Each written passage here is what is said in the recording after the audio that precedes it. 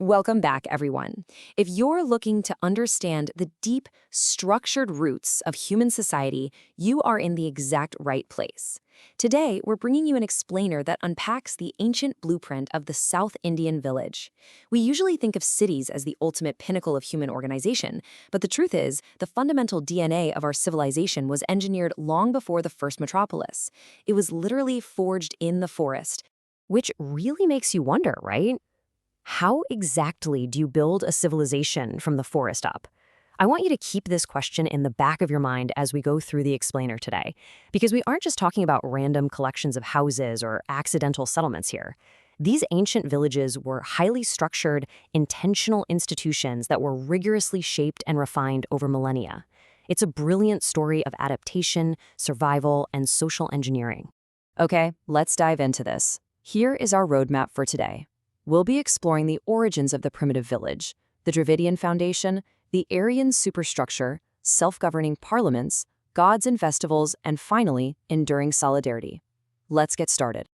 Section 1. Origins of the primitive village. Interestingly, the earliest form of the city was actually the primitive village itself. They invariably followed a very specific pattern, built around a central site, usually an original marketplace and a temple. Even as these early communities carved their homes out of the primeval forest, they deliberately left a sacred grove completely intact. Those trees remained the home of the local gods, basically acting as the heartbeat of the entire settlement. When anthropologists study this, they often throw around the term totemistic groups, which, sounds a bit academic. But to demystify that, it just means that early races organized their societies around the specific forest clearings they occupied. They were united by a common symbol or totem, and they followed non-hereditary chiefs. So the focus wasn't on an individual family unit at all. The national unit was the whole village. And to survive, these early people practiced systematic agriculture on a communal basis. They clear the forest, cultivate the land together, and share the fruits of their labor. It's fascinating because as concepts of private property slowly started to evolve with more permanent occupation, they would actually periodically redistribute these communal lands just to maintain balance within the village. Section 2. The Dravidian Matriarchal Foundation. Now, this is an incredibly fascinating concept. The original architects of these established villages in the south were the Dravidian tribes. They started out as nomadic forest hunters, but as they transitioned to that communal agriculture we just talked about, a highly specific social order took hold. It was a matriarchal society. The men were hunters and defenders, sure, but the mothers and the maternal uncles essentially ran the village structure. What's truly remarkable is that children weren't even seen as belonging to an individual father. They were literally the children of the village. And spiritually, their entire lives revolved around a deep, intrinsic reverence for the Earth Mother. Historian E.B. Havel actually hits the nail on the head here. He notes, the Dravidian tribesmen were originally nomad hunters living in the forests, and their social system was matriarchal.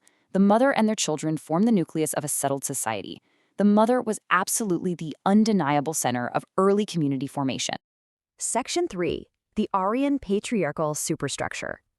Now, think about the stark contrast between these two cultures that were destined to merge. On one side, you have the Dravidian foundation, matriarchal, reliant on communal land, and rooted in animistic Earth Mother worship. On the other side, you have the arriving Aryan influence.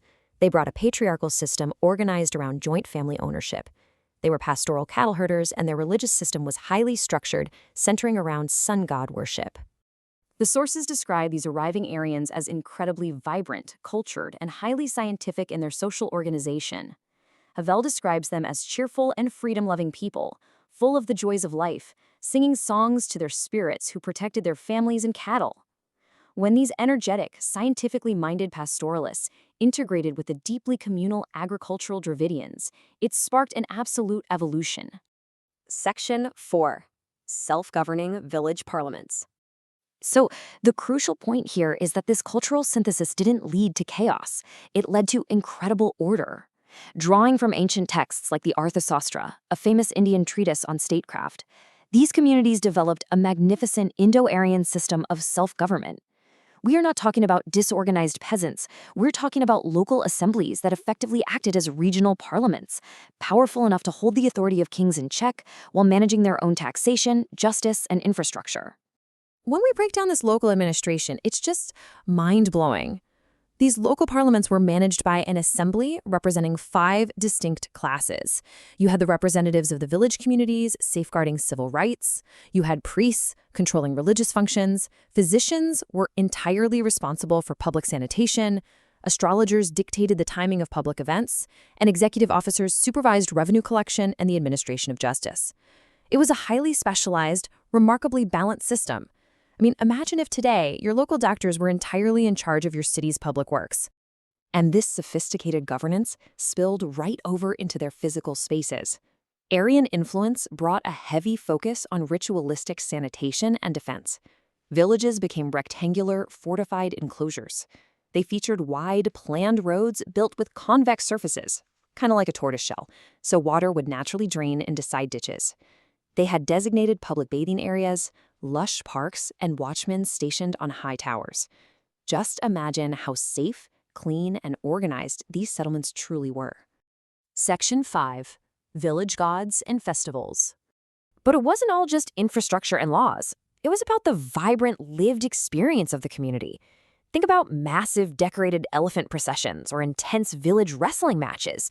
These weren't just quaint pastimes. These festivals were the absolute glue of the community. They required massive, synchronized involvement from every single class we just discussed, keeping those ancient traditions alive year after year. This merging of the two cultures also created a profound and honestly awe-inspiring theological synthesis. Aryan forest hermits, acting as teachers, began taking the local Dravidian deities and elevating them within the Hindu pantheon. So, the fearsome Earth Mother of the Dravidians was conceptually married to the Aryan sun god. The terrifying local goddess Durga was beautifully transformed in their theology into the wife of the ascetic god Siva. It was this brilliant philosophical blending that managed to honor both traditions. To put this into perspective, think about the Mari Amman festival. Mari Amman was considered the smallpox demon. After the spring harvests, when the granaries were full, the village would hold a massive multi-day Thanksgiving festival. But it was simultaneously a desperate plea to this goddess for protection against plagues. A chosen priest, dressed in yellow, would carry a decorated vessel on his head, becoming completely inspired by the deity amidst massive crowds, thunderous drumming, and wild, ecstatic dancing. Section 6. The Enduring Social Solidarity. So, what does this all mean for us today? Well, it's all about the psychological result this system produced. The text states, "A member of a tribe considers that he forms part and parcel of the tribe, and never considers himself as a separate unit. Social solidarity is maintained by the idea of vicariousness. The individual identity was entirely subsumed by the collective. If one person suffered, the whole village suffered. If one prospered, the village prospered. It created a fiercely loyal, incredibly supportive network that basically guaranteed the survival of the group against all odds." Which leaves us with a pretty provocative thought. In our modern push for hyper-individualized civilization, where we often barely even know our own neighbors, what have we lost? By abandoning the profound built-in social solidarity of the ancient village blueprint, have we traded community resilience for modern isolation? It is definitely something to think about. Thank you so much for joining me on this explainer diving into the South Indian village, and keep learning.